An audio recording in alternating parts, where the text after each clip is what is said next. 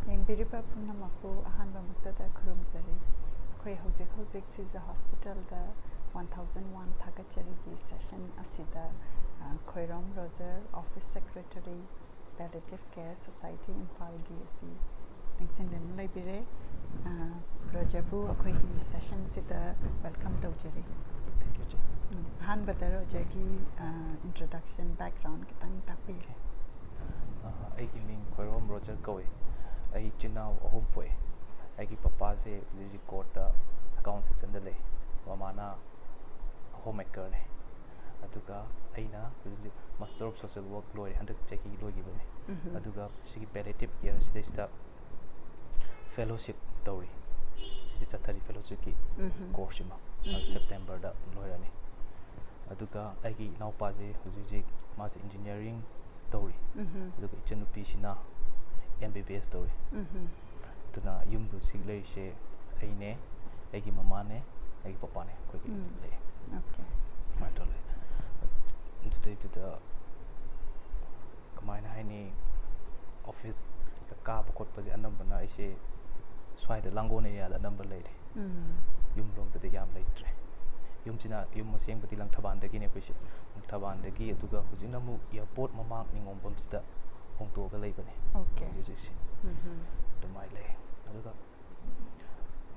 ꯁꯤꯒꯤ ꯄꯦꯂꯦꯇꯤꯚ ꯀꯦꯌꯔꯒꯤ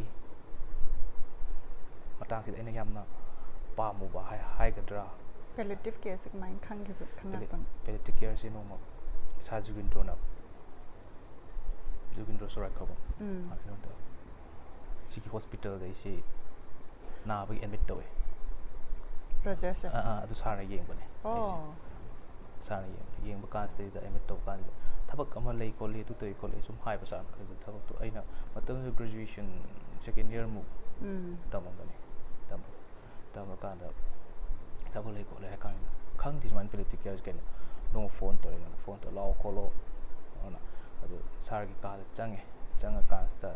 ꯁ꯭ꯂꯥꯏꯗ ꯁꯣ ꯄꯦꯂꯦꯇꯤꯚ ꯀꯦꯌꯔꯁꯤ ꯎꯠꯂꯦ ꯎꯠꯂꯀꯥꯟꯗ ꯅꯨꯃꯤꯠꯇꯨꯗꯗꯤ ꯒ꯭ꯌꯥꯟ ꯄꯥꯛ ꯇꯥꯗꯦ ꯁ꯭ꯂꯥꯏꯗ ꯁꯣꯗ ꯀꯔꯤꯅꯣ ꯏꯚꯟ ꯃꯥꯒꯤ ꯃꯤꯅꯤꯡꯗꯨꯕꯨ ꯌꯥꯝꯅ ꯁꯤꯖꯤꯟꯅꯔꯨꯗꯕ ꯑꯣꯏꯕꯅꯤ ꯈꯪꯗꯦꯕ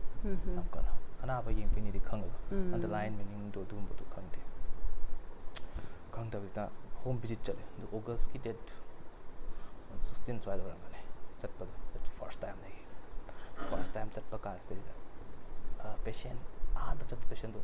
ꯑꯗꯨ ꯅꯨꯃꯤꯠꯇꯨ ꯌꯥꯎꯕꯗꯣ ꯁꯥ ꯁꯨꯕꯣꯗ ꯑꯩꯈꯣꯏꯒꯤ ꯒꯥꯏꯅꯤꯒꯤ ꯃꯥꯁꯨ ꯍꯦꯗ ꯑꯣꯐ ꯗꯤꯄꯥꯔꯠꯃꯦꯟ ꯑꯣꯏꯅ ꯁꯤꯁꯤꯗ ꯂꯩꯕꯅꯦ ꯁꯥ ꯁꯨꯕꯣꯗ ꯁꯥ ꯖꯨꯒꯤꯟꯗ꯭ꯔ ꯑꯗꯨꯗꯒꯤ ꯚꯣꯂꯨꯟꯇꯤꯌꯔ ꯑꯃ ꯑꯩꯈꯣꯏ ꯁꯨꯔꯦꯁ ꯅꯥꯎꯔꯦꯝ ꯑꯗꯨꯗꯒꯤ ꯂꯣꯕꯤꯌꯥ ꯑꯗꯩ ꯑꯩꯈꯣꯏꯒꯤ ꯅ꯭ꯌꯨꯔꯣ ꯋꯥꯔꯗꯇꯒꯤ ꯁꯤꯁꯇꯔ ꯑꯃꯒ ꯇꯧꯔꯒ ꯆꯠꯂꯦ ꯚꯤꯖꯤꯠꯇꯣ ꯆꯠꯄ ꯀꯥꯟꯁꯤꯗꯩꯁꯤꯗ ꯄꯦꯁꯦꯟꯒꯤ ꯃꯌꯨꯝꯗꯨꯗ ꯑꯩꯈꯣꯏꯅ ꯆꯪꯕꯀꯥꯟꯗ ꯍꯦꯛꯇ ꯌꯨꯡꯁꯥ ꯃꯅꯝꯁꯦ ꯋꯥ ꯂꯥꯎꯅꯔꯛꯄ ꯀꯥꯟꯁꯤꯗ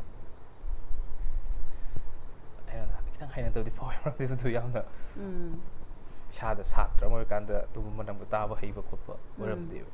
ꯑꯗꯨ ꯆꯪꯉꯀꯥꯟꯁꯤꯗ ꯍꯦꯛ ꯆꯪꯕꯗ ꯄꯦꯁꯦꯟꯁꯦ ꯁꯤꯗꯒꯤꯅ ꯁꯤꯕꯨꯛ ꯍꯥꯏꯕ ꯑꯅꯥꯕꯁꯤ ꯑꯩ ꯐꯝ ꯂꯩꯐꯝꯗꯤ ꯄꯟꯖꯔꯔꯣꯏ ꯑꯗꯨꯋꯥꯏꯐꯥꯎꯁꯤ ꯅꯨꯡꯁꯥꯅ ꯆꯣꯠꯂꯒ ꯂꯩꯕ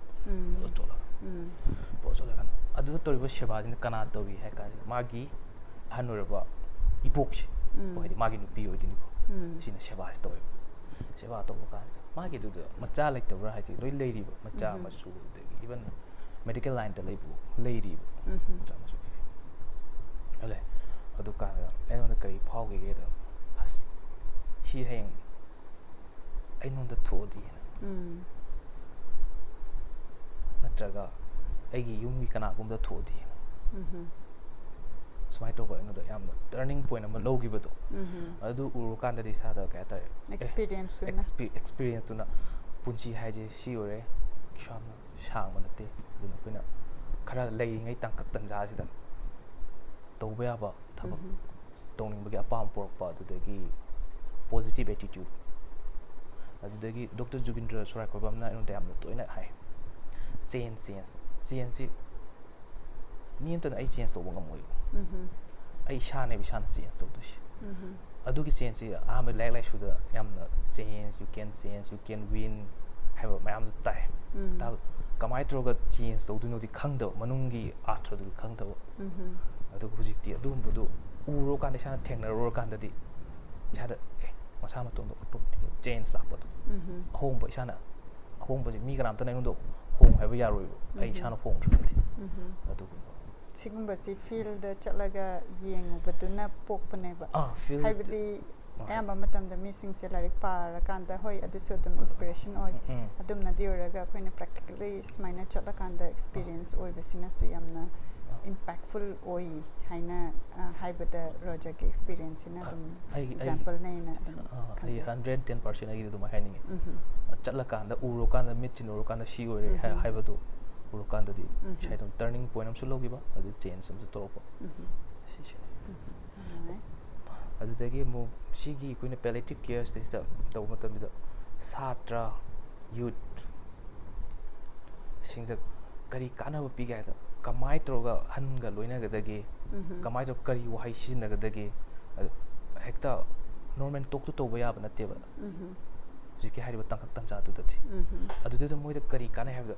wahai ji chum na ngang ba matam tha gi matam du kai da na chat ba lakani hairadi chatpa oidaba ngangdaba oidaba ngangdaba hairaga oidaba ngangdaba se kamaina haini misi tu ngangba yawi ko ngangba yaw kan hujiki adumba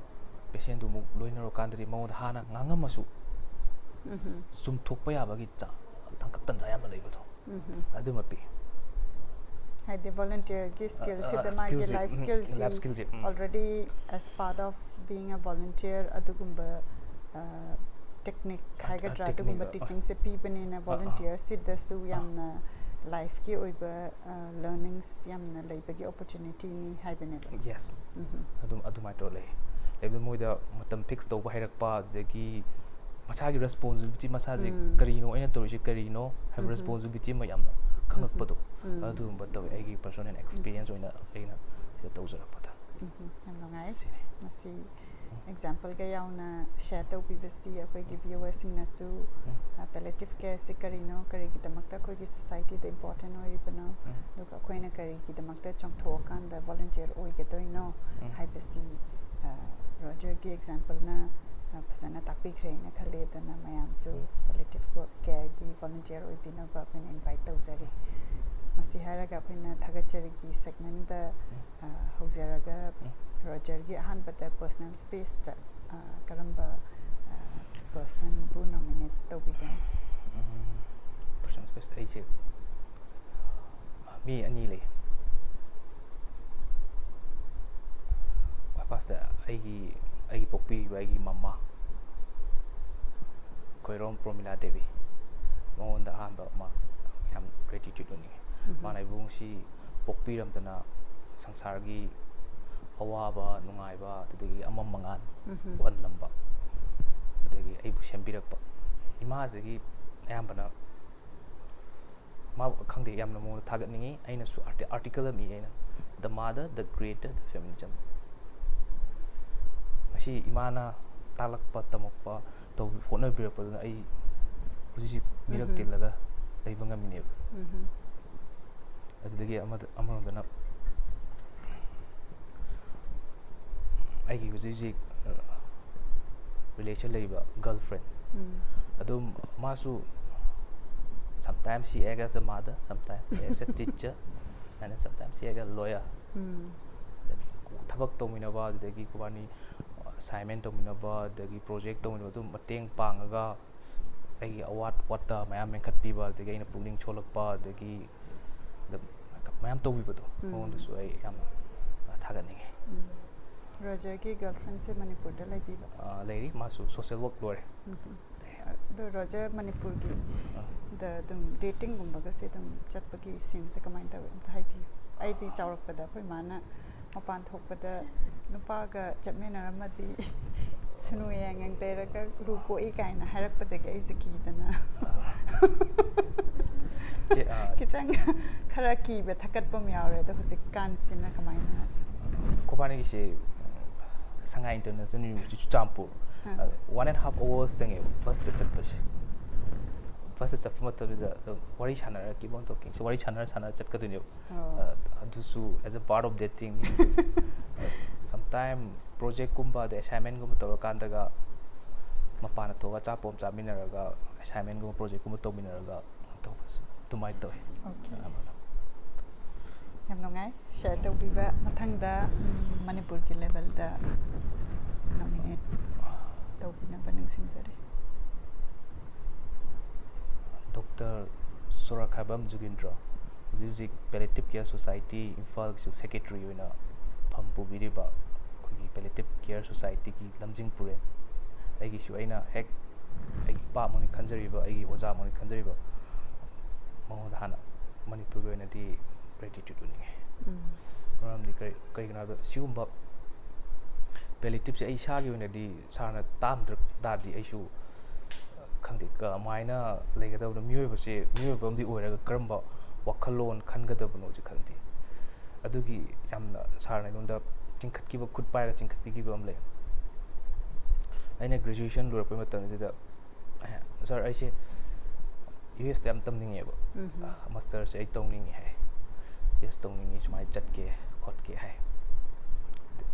du exam lore ai gi su graduation ki exam lore ka chat ke khot ke hai ka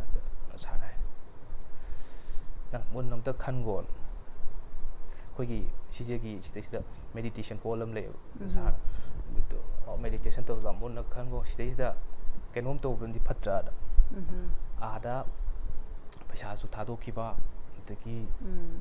ada pura thabak nang paisa thado ki sida thola kanda adugi amount mak dan bangam godra ka sana da hai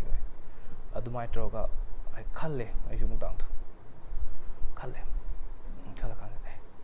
ne chap mane sida kai no sida kai yeng age sida Manipur ke nom change to ba ba adagi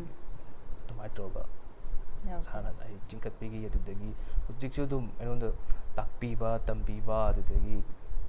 kamaina mi wai chani adagi kamaina mi appointment logo do ba adagi thabak thorom khudi makta ai gidi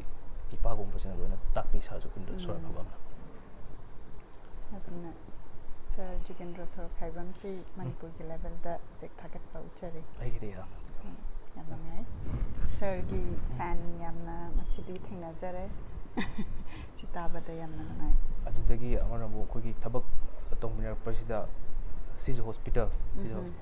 gi doctors nurse accounts department adagi HR department the store transport moisho koina sigi film yorok pase palliative na sigi film yorok pase mogi shu yamna yawe achoba thogang ama yawe yam yawe yamna big team ne basi support tawrisi yes big team adu masulai aduga aina madam Sarojini ingundam shishu aigi ima gumbani masu mana koi hanga loina bagi mawong adu wari sha bagi mawong je koi home visit chat pa khopada adum takpi tambi kamai adagi thaina gi hograba wari stage gi kona tamba yaba knowledge mayam amasu mama jin takpi tambi ba jitoy ngare mathang tarak pada khoi gi global level da person ama nominate to Dr. Suresh Kumar masi Kerala machane ex director of IPM Institute of Palliative Medicine maja director orambane adu monda yam thagatchani monda gi yam ine yam tamjai ba isi Kerala da volunteer training and dagi fellowship course to matamda tammi ba magi yam tamjani mugulamna angang loiner su angang do dum loina ba han loiner su han do loina ba magi mamana ba loiner su dum loina ba adaptive for yam adaptation yam hai ba situation time and situation khanga adaptation am hai ba si adagi thabak ama to matamda thabam to matamda tang asoi ngam dum yaw du ne ba adugi problem do sa solve to gi ba class mata ta su adagi manas adu maina to do e yam pam sei adu ma su yam Thagatchari ngai do Roger nang asigi khoi gi program sita nominate to basi personally khang mangak tanina aina sigi Thagatchari card se bizari aduga sigi anengda koina Thagatchari 2 haraga ming tharaga nominated by haraga space khara su khakjabane personalized oina ina ba haidana sima pizarage thank you che aduga sina aigi site tagi Thagatchari program si yobi bagi damakta yamna aina numaije ko akogi project si mapun pan bagi dogi damakta pizabane aduga ka karamasu thank you aduga loirak akogi loirak pasida any last message comment aidi samna haibra palliative care da koi youth chingje student college student to nursing student medical student any other profession pai mayam je yamna yahoninge hagadi haying hujikti elderly koi jahi ji yamna hingbagi changje hengalak prina moida care tongnaba misi walakpa aduna voluntary yamna leragadi akoi se Manipur pumba da oina sandokpa ngamgani na khale aduna volunteerism je khoida yaubiro tagi akoi ga contact tausi soina haini jamangai asigi na sesti hairaga akoi gi asigi Thagatchari program asilo sanjarage akoi gi biriba pumna magnasu akoi gi show sida lengbiraga